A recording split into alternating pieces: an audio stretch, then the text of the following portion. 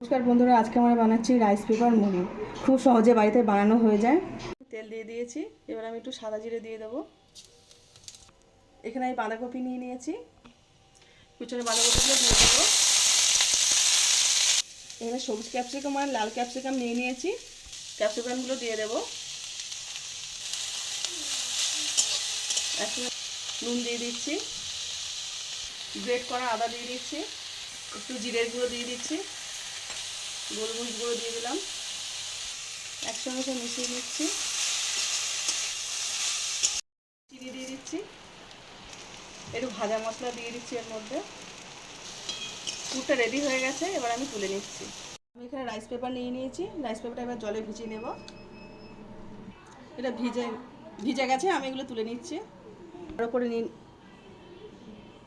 একটা থালার উপরে নিয়ে নিচ্ছি আমি, এর মধ্যে পুর দিয়ে দিচ্ছি আমি। এবার এটা আমি মুড়ে নেব। আমি আমার মতো শেপে মোড়াচ্ছি, আর আপনারা আপনাদের মতো শেপে মুড়িয়ে নেবেন। আমি এরকম করে সব মুড়িয়ে নিচ্ছি। আমাদের সব মোমো রেডি হয়ে গেছে। আমি একটা তাওয়া বসে নিয়েছি, তাওয়াতে আমি একটু অল্প করে তেল দিয়ে দিচ্ছি। করে এবার শ্যালো ফ্রাই করে নেব। আমার তাওয়াটা ছোট, তো আমি অল্প করে ভেজেছি। আপনার যদি বড় জায়গা থাকে বড় বেশি করে দিয়ে ভাজবেন। আমি আরেকটা পিঠ পাল্টে নিচ্ছি। হয়ে গেছে, এবার আমি নামিয়ে নিচ্ছি। আমাদের ভেজ মোমো একদম রেডি।